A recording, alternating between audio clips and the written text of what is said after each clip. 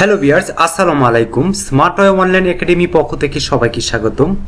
আজকে আমরা আলোচনা করব ইম্পর্টেন্ট স্কিলস অফ গার্মেন্টস, অর্থাৎ আপনি যদি গার্মেন্টসে কেরিয়ার করতে চান, নিজেকে ইমপ্রুভ করতে চান, বা গার্মেন্টস টেক্সটাইলে যদি আপনি চাকরি করতে চান সারা জীবনের জন্য, লাইফ টাইমের জন্য, সেক্ষেত্রে আপনাকে যে স্কিলগুলা নিজের ভিতরে ডেভেলপ করতে হবে সেই স্কিলগুলো নিয়ে আমরা আজকে আলোচনা করব।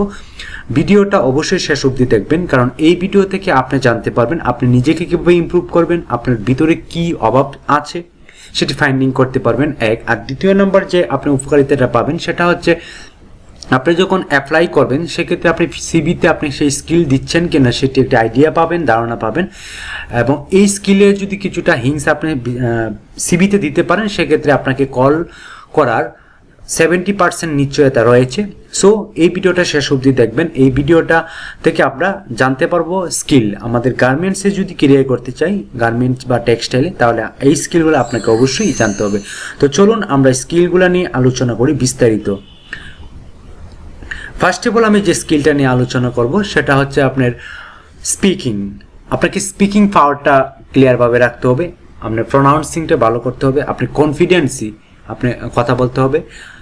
Talking to others to convey information effectively, আপনি যে স্পিকিং করবেন বা কথা বলবেন বা আপনি লিড দিবেন সেক্ষেত্রে আপনি যাতে প্রভাব হয়। আপনি একজনের সাথে কথা বললেন ফান মোডে, তাহলে কিন্তু আপনি যে কার্যকারিতাটা হওয়ার কথা, আপনার কথার যে একটি ফলবর্তন বা একটা প্রভাব হওয়ার কথা সেটা হবে না। সো আপনি নিজের স্পিকিং পাওয়ারটা বাড়াতে হবে, নিজের স্পিকিং এমনভাবে বলতে হবে সেটা যেন ফান মুডে না হয়, সেটা যেন সিরিয়াস হয়। আপনার সাপোর্টিং টিম যারা আছে তারা যাতে আপনি সেই কথাগুলো রিসিভ করে, সেই জন্য আপনাকে স্ট্রংলি এবং কনফিডেন্স নিয়ে আপনি কথা বলতে হবে এবং আপনি জেনে শুনে কথা বলবেন। কারণ আপনি যদি ভুল ইনফরমেশান দেন বা ভুল কথা বলেন সেক্ষেত্রে আপনার লিডারশিপটা হ্রাস পেতে পারে। সো আপনি অবশ্যই স্পিকিং পাওয়ারটা আপনাকে অবশ্যই ডেভেলপ করতে হবে। সো স্পিকিংটা হচ্ছে মেইন আপনার স্কিল।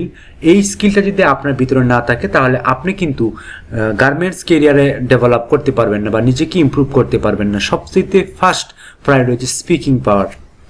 নাম্বার 2 আমরা যেটা আলোচনা করব অ্যাক্টিভ লিসেনিং। আপনি শোনার আগ্রহ থাকতে হবে বা শোনার ধৈর্য আপনাকে থাকতে হবে। আপনি একজনে একটি ইনফরমেশান দিল, আপনি তার মাঝে কথা বললেন বা তাকে আপনি ওভারটেক করলেন বা তার ইনফরমেশনগুলো আপনি রিসিভ করলেন না, সেক্ষেত্রে আপনি অনেক সমস্যায় হতে পারে। সো আপনি অ্যাক্টিভ লিসেনিং পাওয়ারটা আপনার থাকতে হবে। Giving full attention to what other people are saying, talking time to understand the points being made, asking question as appropriate and not interrupting at inappropriate times। অর্থাৎ আপনাকে অবশ্যই তার কথা শুনতে হবে, সেই কথা শোনা ধৈর্য আপনাকে থাকতে হবে। আপনি তার কথা বলার মাঝে যাতে ইন্টারাপ্টিং না করেন, আপনি যাতে তাকে বাধা না দেন আপনি তার কথা যদি কমপ্লিট হয় সেক্ষেত্রে আপনি তাকে কোয়েশ্চন করতে পারেন যদি অ্যাপ্রোপ্রিয়েট হয়।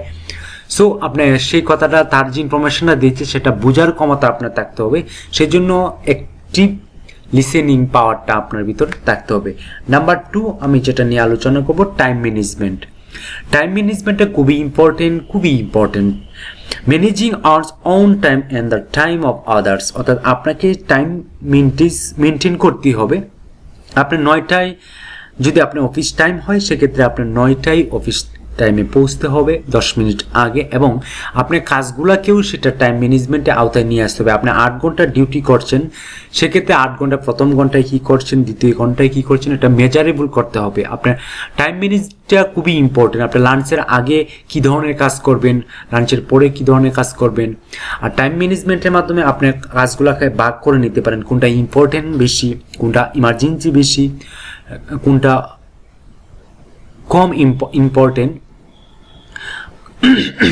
কোনটা কম ইম্পর্টেন্ট, সেই কাজগুলোকে আপনি সিলেক্ট করে দেন, আপনি সেই অনুযায়ী কাজ করতে হবে। আপনি 8 ঘন্টার ভিতরে আপনার সেই টাইমটাকে ম্যানেজ করতে হবে। সো টাইম ম্যানেজমেন্ট স্কিলটা আপনাকে অবশ্যই রাখতে হবে, এটা মাথায় রেখে কাজ করতে হবে। 4 নম্বর যে স্কিলটা ম্যানেজমেন্ট অফ পার্সোনাল রিসোর্স, অর্থাৎ আপনি ম্যানেজমেন্ট অফ পার্সোনাল, প্রত্যেক ম্যানেজমেন্টের যে পার্সোনালিটি বা ব্যক্তিত্ব আছে সেটি নিয়ে অ্যানালাইসিস করতে হবে। তাদেরকে চিনতে হবে আপনার বস কী ধরনের মানুষ, আপনার বস কী চায়, বা আপনি যাদেরকে দিয়ে কাজ করাচ্ছেন তারা কি ঠিকঠাকভাবে কাজ করছেন কিনা, তাদেরকে আপনি মন মাইন্ড কি চিনতে পারছেন কিনা, সেই বিষয়টি খুবই ইম্পর্টেন্ট, তাই সেই অ্যানালাইসিসিংটা আপনার থাকতে হবে। Motivating, developing and directing people as the work, identifying the best people for the job. অর্থাৎ আপনার মোটিভেশনাল পাওয়ার আছে কিনা, আপনার ডেভেলপিং পাওয়ার আছে কিনা, আপনার directly people as the work, তাদেরকে সরাসরি কোনো কাজ দিতে পারেন কিনা বা তাদেরকে আইডেন্টি করতে পারেন কিনা, তাদের কোন ধরনের কাজ করে, তারা কী ধরনের কাজ করে, তারা কী ধরনের স্কিল নিয়ে বসবাস করছে বা কোন ধরনের স্কিল নিয়ে তারা জব লিড করছে, প্রফেশনাল লাইফ লিড করছে, সেই বিষয়ে আপনার দক্ষতা এবং ম্যানেজমেন্ট অফ পার্সোনাল রিসোর্স, এই স্কিলটা আপনাকে থাকতে হবে। Number 5, critical thinking. আপনাকে কঠিন থিঙ্কিংয়ের মাধ্যমে থাকতে হবে। Using logic and reasoning to identify the strength and weakness of alternative solutions, conclusions or approach to problems. অর্থাৎ ক্রিটিক্যাল থিঙ্কিং বলতে আপনি কিছু ক্রিটিক্যাল থিঙ্কিং রয়েছে, আপনি যেটা সমাধান খুব ক্রিটিক্যাল বা কোনো একটি স্টাইল এসেছে সেটি খুবই ক্রিটিক্যাল, সেই ক্রিটিক্যালি কীভাবে সমস্যাটা সমাধান দিবেন, ক্রিটিক্যালভাবে কীভাবে দিবেন বা ক্রিটিক্যাল কিছু চিন্তা করতে হবে, ক্রিটিক্যাল সলিউশন আপনাকে দিতে হবে, অল্টারনেটিভ কিছু সলিউশন আপনাকে দিতে হবে, আউট অফ বক্সের বাইরে গিয়ে আপনার কিছু সলিউশন দিতে হবে। এই যে ক্রিটিক্যাল থিঙ্কিং, এই স্কিলটা আপনার ভিতরে থাকতে হবে। আর এই ক্রিটিক্যাল থিঙ্কিং, এই স্কিলটা যদি আপনি ডেভেলপ না করতে পারেন তাহলে আপনার কেরিয়ারে অনেকটা দোষ নেমে আসতে পারে, কলাপস নেমে আসতে পারে এবং কেরিয়ারটা অনেকটা ইমপ্রুভ হবে না বললেই চলে। সো আমরা নেক্সট পেজে আমরা আলোচনা করব, আমরা অনেকগুলো স্কিল নিয়ে আলোচনা করব, আজকে 10টা স্কিল নিয়ে আলোচনা করব। 6, monitoring assigning performance of yourself, other individuals or organizations to make improvements or take corrective actions. আপনাকে মনিটরিং করতে হবে প্রত্যেকটা প্রোডাকশন বলেন বা প্রসেসিং বলেন বা স্টাইল বলেন, এসওপি বলেন, সবগুলোকে আপনি মনিটরিং করতে হবে। আপনি ইউরসেলফ পারফরমেন্স অ্যাসেসমেন্ট করতে, আপনি নিজের পারফরমেন্স মেজার করতে বা কেপিআই করতে আপনাকে অবশ্যই মনিটরিং স্কিলটা আপনার রাখতে হবে। অর্গানাইজেশন মনিটরিং করতে হবে, তার কী ইফিসিয়েন্সি আছে, কী ধরনের দক্ষ কর্মী সেখানে কাজ করে, কী ধরনের স্টাফ রয়েছে। আপনি প্রোডাকশন মনিটরিং, প্রোডাকশনের পজিশন কি, তাদের প্রেজেন্ট স্ট্যাটাস কি, এই বিষয়গুলো আপনাকে জানতে হবে। সো মনিটরিং বা পর্যবেক্ষণ স্কিলটা আপনাকে থাকতে হবে। Number 7, operation monitoring. আপনাকে কার্যক্রম মনিটরিং থাকতে হবে। অপারেশন অর্থাৎ আপনি যে প্রোডাকশন লেভেলে যদি থাকেন বা গার্মেন্টসে যে প্রসেসগুলো রয়েছে বা সেকশন বা ডিপার্টমেন্ট রয়েছে, সেই ডিপার্টমেন্টের প্রোডাকশন মনিটরিং, আপনাকে ম্যান পাওয়ার, মেশিন ইত্যাদি আপনি অবশ্যই অপারেশন যে সাথে যা রিলেটেড সেই বিষয়ে আপনি অবশ্যই পর্যবেক্ষণ করতে হবে, সেই স্কিলটা আপনার থাকতে হবে। Operation monitoring skill, watching gauges details or other indicators to make sure a machine is working properly. অর্থাৎ মেন মেশিন আপনার সঠিকভাবে কার্যক্রম করছে কিনা, সেটি ইফেক্টিভলি প্রোডাকশন নিয়ে আসছে কিনা, প্রোডাক্টিভিটি ভালো হচ্ছে কিনা, বা প্রসেস বটলনেক হচ্ছে কিনা, প্রসেসে কোনো প্রবলেম হচ্ছে কিনা। এই যে অপারেশন মনিটরিংটা আপনাকে আপনার এই স্কিলটা আপনার রাখতে হবে। সো অপারেশন মনিটরিং স্কিলটা আপনার খুবই ইম্পর্টেন্ট।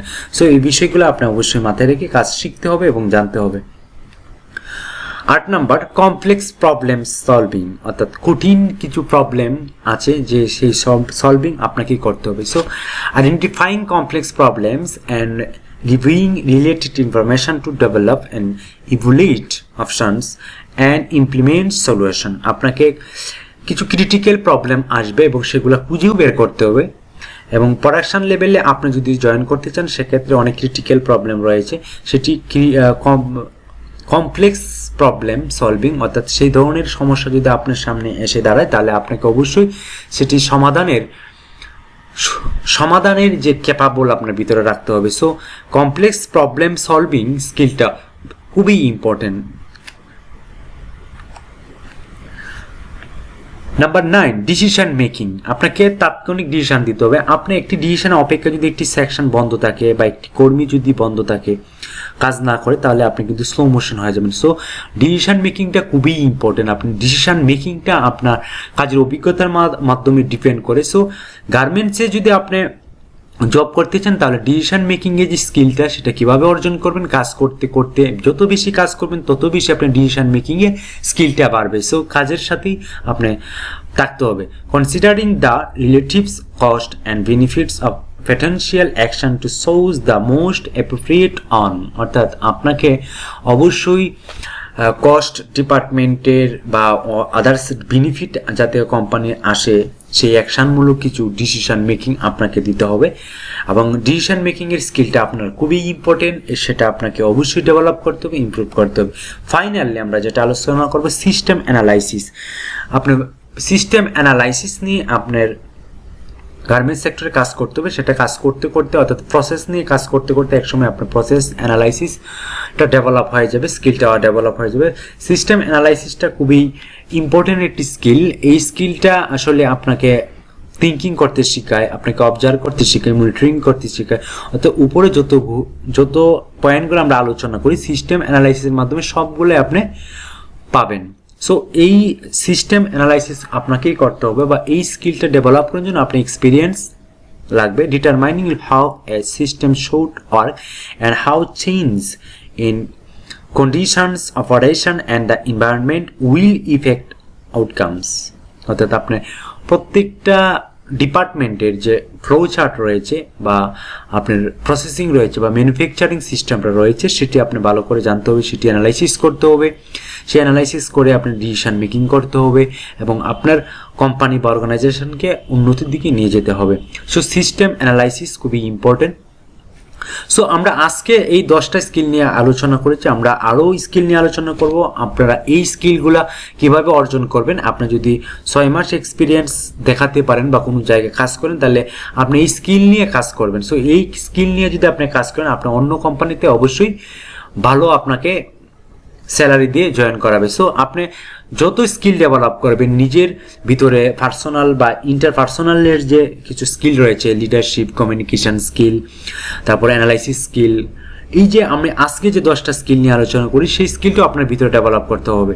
সো গার্মেন্টস এবং টেক্সটাইলে যদি আপনি কেরিয়ার করতে চান বা জব পজিশন সম্পর্কে জানতে চান তাহলে আমার এই চ্যানেলটা সাবস্ক্রাইব করে পাশে থাকুন এবং লাইক কমেন্টস দিয়ে আপনি আমাকে উৎসাহ উদ্দীপনা দিন, কারণ আমি নিত্য নতুন জব পজিশন, জব স্কিল এবং গার্মেন্টসের যাবতীয় বিষয়াদি নিয়ে আলোচনা করব, গার্মেন্টস অ্যাক্সেসরিজ নিয়ে আলোচনা করি আমার এই চ্যানেলে। সো আমার এই চ্যানেলটা পুরোপুরি আপনি দেখে আসুন, যদি ভালো লেগে থাকে, যদি কিছু শিখতে পারেন, জানতে পারেন তাহলে আমাকে অবশ্যই সাবস্ক্রাইব করে পাশে থাকুন। আজকে এই পর্যন্তই, ভালো থাকবেন, সুস্থ থাকবেন, আল্লাহ হাফেজ।